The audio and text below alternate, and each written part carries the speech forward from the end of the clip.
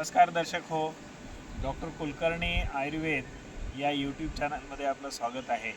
आज आपण खूप महत्त्वाच्या, बहुगुणी आणि सर्वत्र सहजपणे आढळणाऱ्या वनस्पतीविषयी बोलूया. आज मी आपल्याला ही वनस्पती प्रत्यक्ष दाखवणार सुद्धा आहे. आता पावसाळा सुरू झाला आहे आणि सगळीकडे म्हणजे गावामध्ये, शहरामध्ये किंवा खेड्यामध्ये रस्त्याच्या कडेला ही पुनर्नवा नावाची वनस्पती येते. आपल्याला सहज ओळखता यावी म्हणून मी याच्या काही गोष्टी आपल्याला सहज सांगतो. पानं बघा, खूप हिरवी आहेत, चकाकणारी आहेत आणि यांच्या कडा तुम्ही जर बघितल्या तर त्या जांभळ्या आहेत आणि हे जे कांड आहे ना ते थोडंसं तांबूस रंगाचं असतं आणि याचं फूल हे बघा परत जांभळ्या रंगाचं असतं. असं छोटं फूल याला येतं. मित्रांनो, पुनर्नवा वनस्पती म्हटलं की आपल्याला मुख्य आजार म्हणजे सूज याविषयी आपल्याला काहीतरी जाणून घ्यायला पाहिजे. आणि जिथे जिथे सूज येते, मग कुठल्याही कारणामुळे सूज येऊ द्या, ती सूज कमी करण्यासाठी हे एक बहुगुणी औषध आहे. मग सूज कशामुळे येते? बऱ्याच वेळेस जेव्हा पोषण होत नाही आणि त्याच्यामुळे हिमोग्लोबिन कमी होतं तेव्हा शरीरावर सूज येण्याची प्रवृत्ती वाढते. किंवा हृदयविकार असेल त्या पेशंट्समध्ये हृदयावर तर सूज येतेच, पण नंतर त्या पेशंट्सच्या पायावर सूज येते आणि खालून पूर्ण गुडघ्यापर्यंत सूज येते.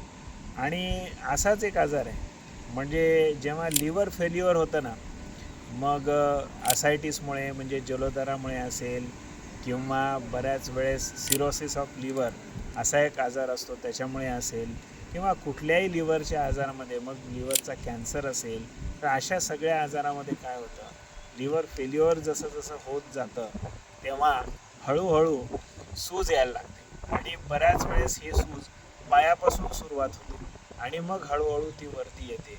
मग जलोदर असलेल्या पेशंट्समध्ये पोट पण सुजतं, पाणी साठतं आणि मग अशी सूज पूर्ण शरीरावर किंवा डिपेंडंट पार्ट्सवर यायला लागते. आणि अजून एक अवयव महत्त्वाचा आहे सूजेसाठी, तो म्हणजे किडनीज. जेव्हा किडनी फेल्युअर एखाद्या पेशंट्समध्ये असताना तेव्हासुद्धा बऱ्याच वेळेस लघवीतून प्रोटीन्स खूप प्रमाणात जातात आणि वेगवेगळ्या जटिल क्रिया शरीरामध्ये घडून येतात आणि मग सूज यायला लागते. अशी सूजसुद्धा पहिल्यांदा चेहऱ्यावर, डोळ्याभोवती आणि मग हळूहळू आजार वाढल्यानंतर सबंध शरीरावर म्हणजे पायावर, शरीराच्या खालच्या भागावर सूज यायला लागते. तर अशा कुठल्याही कारणामुळे सूज येऊ द्या. बऱ्याच वेळेस काय होतं की कॅन्सरचे काही पेशंट्स असतात, त्यांच्यामध्ये सुद्धा गुंतागुंत वाढते आणि मग लिव्हर अफेक्ट होत असेल किंवा वेगळे अवयव त्यांच्यावर परिणाम होत असेल तरी पण सूज येते. किंवा काही पेशंट्समध्ये काही वेळेस आपल्या शरीरामध्ये असलेला लिम्फॅटिक ड्रेनेज जो आहे ना, त्याचं कुठेतरी ब्लॉकेज झालं तरीसुद्धा मग पायावर किंवा दोन्ही पायावर अशा प्रकारे सूज येते. तर सूज कुठेही आलेली असेल, मग सुजेची वेगवेगळी कारणं असतात. तर त्या सगळ्या कारणासाठी आपल्याला खूप चांगलं औषध जर काही असेल तर ती ही पुनर्नवा वनस्पती आहे. मग ही पुनर्नवा वनस्पती सांधेदुखी किंवा सांध्यावर सूज आली तरीसुद्धा वापरता येते. मग वेगवेगळ्या सुजेच्या सगळ्या वेगवेगळ्या आजारामध्ये आपल्याला ही वनस्पती वेगळ्या स्वरूपात जर आपण हिचा वापर केला तर नक्की उपयोगी ठरते. मित्रांनो, हजारो वर्षापासून आपल्याकडे ह्या वनस्पतीची लोक भाजी खात आलेले, म्हणजे याची पानं घेऊन आपण त्याची भाजी करू शकतो. मुगाची डाळ वगैरे घालून आपण जशा इतर पालेभाज्या करतो तशी, पण थोड्या प्रमाणात, म्हणजे अगदी खूप जास्त प्रमाणात नाही, तर चटणीच्या स्वरूपात आपण जर ही भाजी खाल्ली तर हिचा सूज कमी करण्यासाठी चांगला उपयोग होतो. म्हणजे अन्ननलिका, लिव्हर, त्याच्यानंतर किडनीज, लंग्समध्ये आलेली सूज आणि विशेष म्हणजे हार्ट, ह्या सगळ्या विकाराच्या परिणामाने अशा सगळ्या प्रकारच्या सुजेवर सूज कमी करण्यासाठी या वनस्पतीचा आपण वापर करू शकतो. मग ती भाजी करून जशी आपण घेतो तसंच याचा रससुद्धा, म्हणजे साधारणतः 5 ml रस जर आपण याचा दररोज सकाळी घेतला तरीसुद्धा तो उपयोगी ठरतो. म्हणून वेगवेगळ्या आजारामध्ये आपण याचा वापर करायचा आहे. पण मित्रांनो, वापर करण्यापूर्वी आपण ही वनस्पती ओळखायची कशी हे मात्र आपण नक्की आपल्या जवळच्या वैद्याकडून जाणून घ्या. कारण अशा दिसणाऱ्या वनस्पती भरपूर आहेत. मी थोडक्यात आपल्याला सांगितलं की याच्या कडा जांभळ्या असतात पानांच्या, आणि याचं जे कांड असतं ते तांबूस असतं, फूल पण जांभळं असतं.